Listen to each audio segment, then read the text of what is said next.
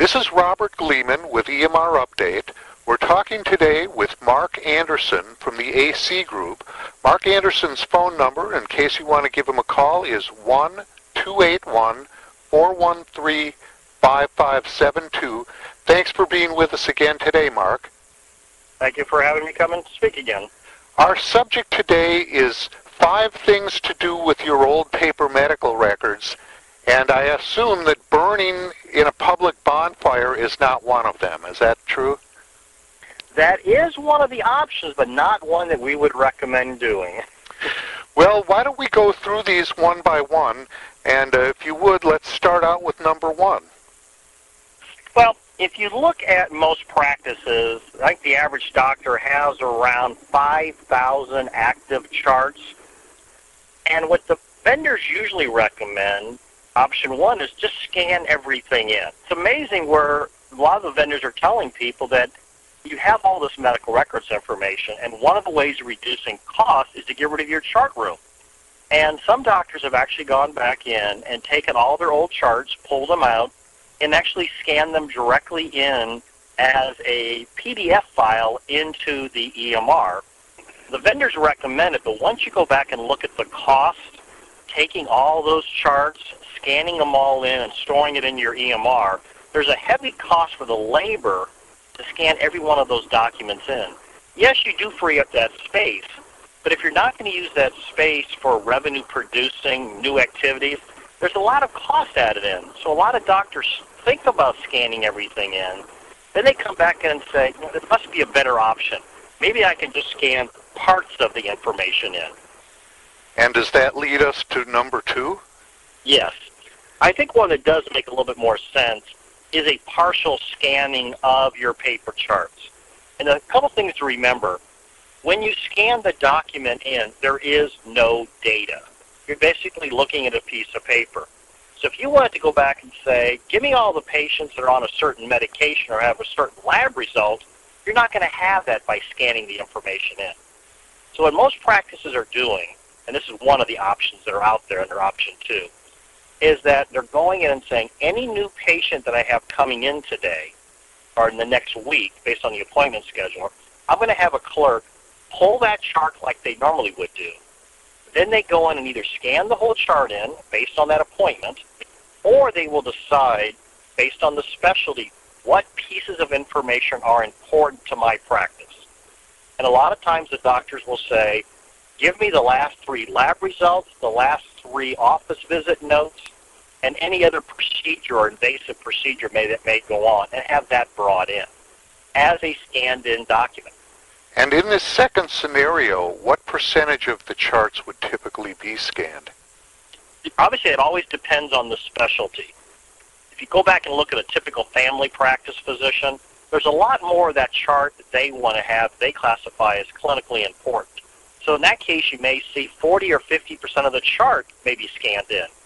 If you go back to another specialist, maybe a dermatologist, or let's call it an orthopedic surgeon, you may only want to be scanning in relative information that's taking care of the current injury that you're taking care of the patient for. This leads us to scenario number 3. Well, I think you start looking at scenario number 3. It's really going back and saying, can you find a way of summarizing the chart in what a lot of doctors are calling a patient summary page? And that typical patient summary page is a 1 or 2 page document that's usually on the very front of the chart that has on it information about the diagnosis of the patient, what labs that they've had, what medications that they're currently on. Then maybe you just scan in that 1 piece of paper or 2 pieces of paper about the patient. The value there is maybe the patient doesn't have an appointment to come in yet, but they call up about a medication refill. With your typical EMR, until that patient's been seen, there's no data in the computer system at all. But in this case, if a patient's calling in and you scan in that 1 or 2 pages that summarizes everything about the patient, the doctor can then pull up, see who the patient is, find out what active meds they're on and when's the last time they've been seen. Enough information where they can actually help the patient without having to tell the patient to call back later or have somebody run and go find the chart every single time. We have found by having a summary page, you can cut out about 80% of the chart pulls that are necessary. Again, assuming the doctors establish what they call as clinically important information and have that kind of summarized in a handwritten form on the actual chart to start with. Because remember, you can always go back in, if it's a very active patient with multiple diagnosis issues, you can always go back in and scan more pages in or the whole chart in if you want. This is probably where the highest level of adoption is, where the doctor has a summary sheet, and then maybe they actually will highlight maybe the last 3 lab reports you also want to have scanned in. What you're doing is really limiting the amount of scanning that you want to do on active patients by having a 1 sheet or 2 sheets that really summarizes, and then maybe 2 or 3 pieces of paper that are clinically important that you really can't put on a summary sheet. And we're seeing about 80% of the doctors are embracing that kind of technology right now. Interesting. Option 4 is where the doctor sees the patient with the paper chart today. They see the patient, they put new things into the EMR, and then what they do is they go back to the old note, and they may put a little sticky note on that chart stating that these are clinically important things I need to have pulled and scanned in after the visit.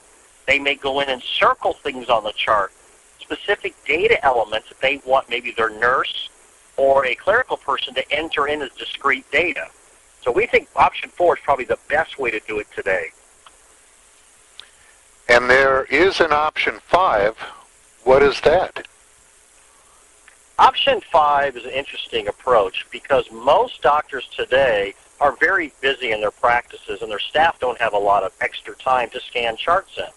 Option 5 deals with hiring an outside firm that can come in, and they really do 2 things. One is they review the chart and they can scan pieces of paper in for you. But a lot of these companies also can go through, review the chart, and do a lot of your data entry for you. So they can actually be your interim nurse or MA who goes through, reviews all your active charts, maybe patients are coming in the next week, and they spend the time scanning the documents in and putting in discrete data into the EMR. Of course, there's a cost applied to that. But in most practices, again, we find they do not have enough time to do their normal work, learn how to use the EMR, and scan the documents in, especially during that first 6 months. At what point can you actually get rid of the paper files and destroy them? Well, we always say you should always check your state because each state has a little different requirements. But traditionally, everybody looks at you have to keep any patient that has been active in your practice for 7 years over and above the age of 21. So anybody that's been in your practice, maybe they were seen when they were 5 years old, you have to keep that chart active until they're 21. Mark, of the 5 options you've mentioned, which is the most cost-effective? I think the most cost-effective method right now is what we talked about as far as option 4, the one where the practice sees the patient with the paper chart, records what's important for them, maybe puts a sticky note on the documents that they really need, and then the staff basically, instead of refiling that chart later on, they basically take that chart, scan in the specific data that's important, and you may file it off-site because you won't need it again for a while. That way the staff, instead of spending the time refiling the chart, is basically scanning it in. So there isn't a lot of additional cost for doing it that way. We think that's the most effective way of handling the old paper records today.